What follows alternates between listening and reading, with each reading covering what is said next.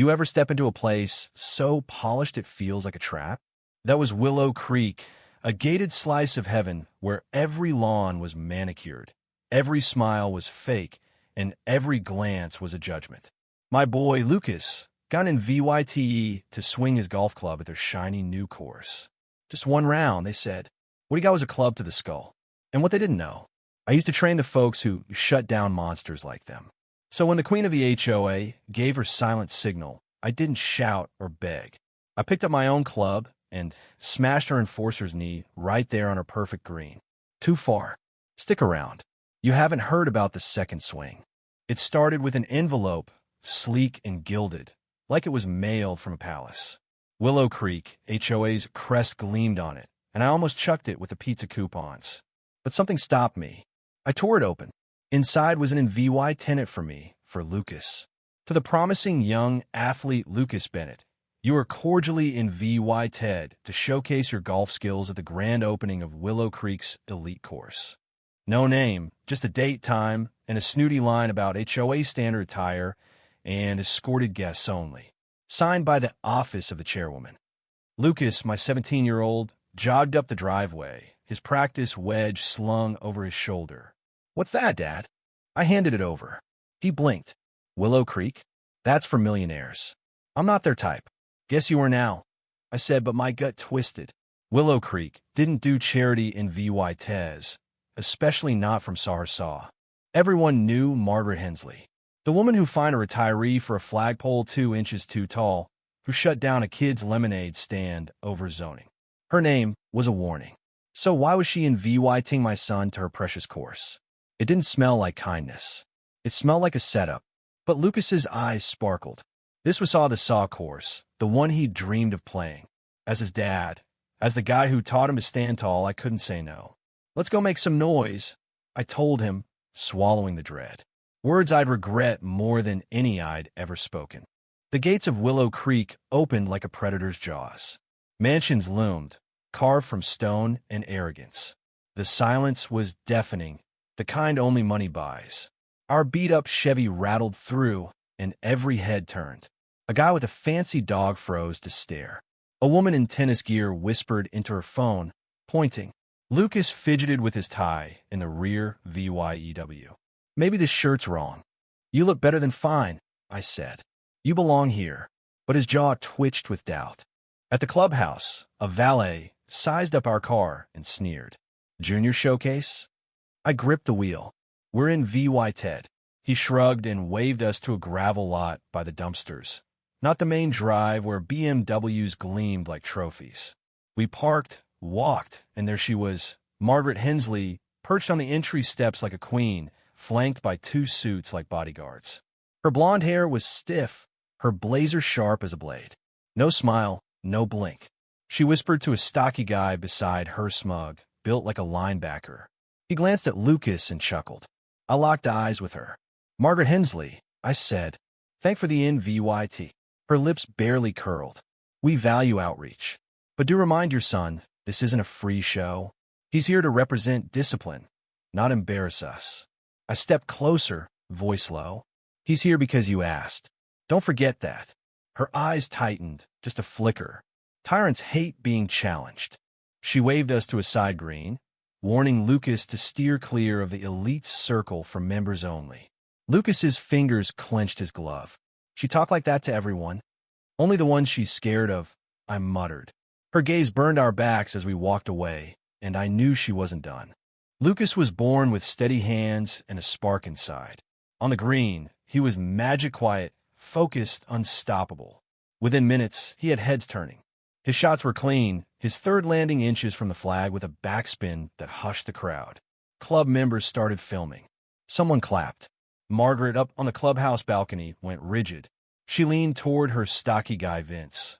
I'd learn later, her head of training, but more like her attack dog in a polo. Lucas nailed his 5th shot and flashed me a half smile. "They're watching." "You earned it," I said. Then Margaret's voice cut through like a knife. "This area is for warm-ups only. He's not to draw a crowd." A guy nearby mumbled, "But he's scheduled." She spun on him. "Unless you're HOA counsel, stay out of it." I stepped up. "He's doing what you and VY TED him for." Her smile was ice. I invited him to participate, Mr. Bennett, not to steal the show. My jaw locked. Your people put the spotlight on him the second we rolled in. She ignored me, gave Vince a tiny nod. That nod froze my blood. Vince sauntered over, voice dripping with fake charm. 10 minutes, kid. Then we feature real members. Lucas's eyes hardened, but he nodded. Margaret walked off, not a care in the world. My fist curled. I'd seen her kind before, people who thought power was forever and justice was a suggestion. But Lucas? He never missed under pressure. And neither did I. 10 minutes. That's what Vince gave him. Lucas didn't flinch. He walked to the far green, shoulders square, dignity intact. I followed, each step heavy. The sun burned hotter, the air still. Lucas lined up a final shot, his driver glinting.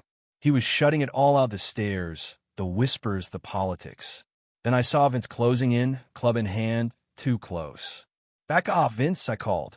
He doesn't need you. Vince waved me off, grinning, just encouraging him. He stopped behind Lucas and swung. The club cracked into Lucas's head with a sickening thud, not the clean snap of a ball, but flesh and bone meeting graphite. Lucas collapsed. Blood poured from his brow. He clawed at the grass, trying to stand, to act unbroken. I was running before the gas hit. Lucas, stay down. I dropped beside him, cradling his head. His eyes flickered, unfocused. Don't move, son. Margaret's voice sliced through. Oh dear, I did warn you this course isn't for amateurs. She stood on the green's edge, arms folded, sunglasses gleaming. You watch him do it, I growled. You let him swing. She shrugged.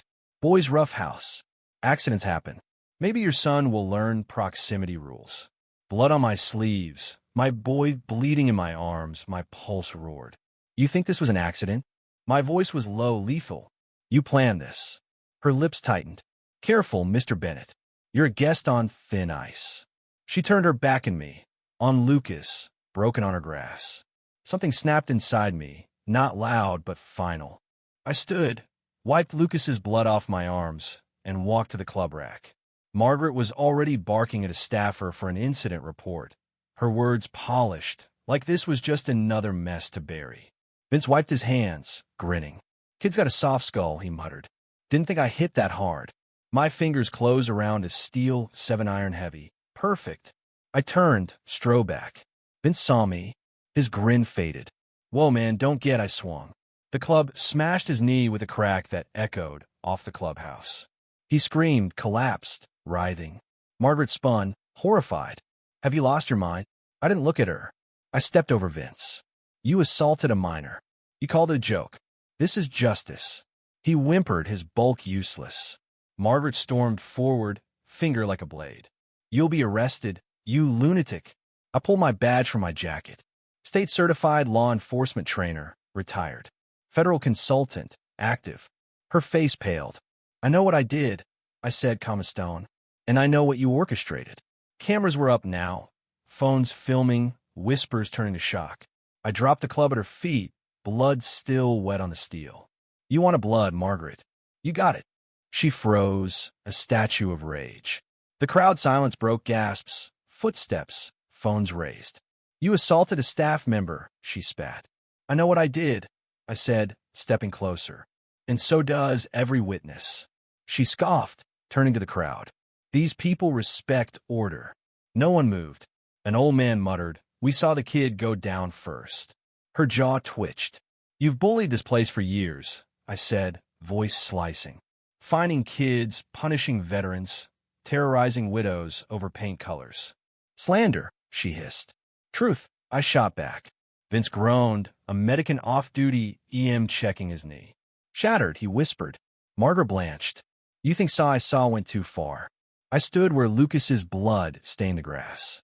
You let that man swing at my son's skull. You smiled. Her voice cracked. You can't prove that.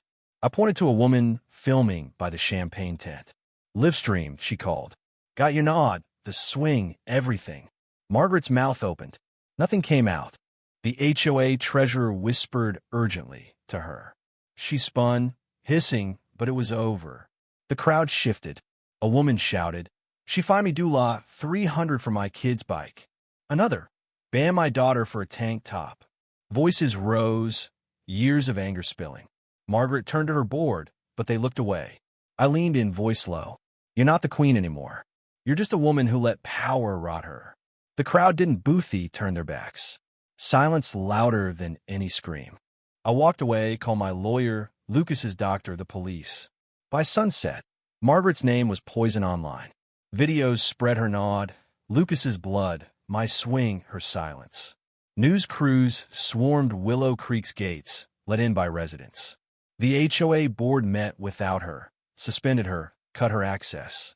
Lucas recovered at home, bandaged but whole, a scar and a story that outshone any trophy. Did I mess it up, Dad? He asked. I grabbed his hand. No, son. You broke their cage.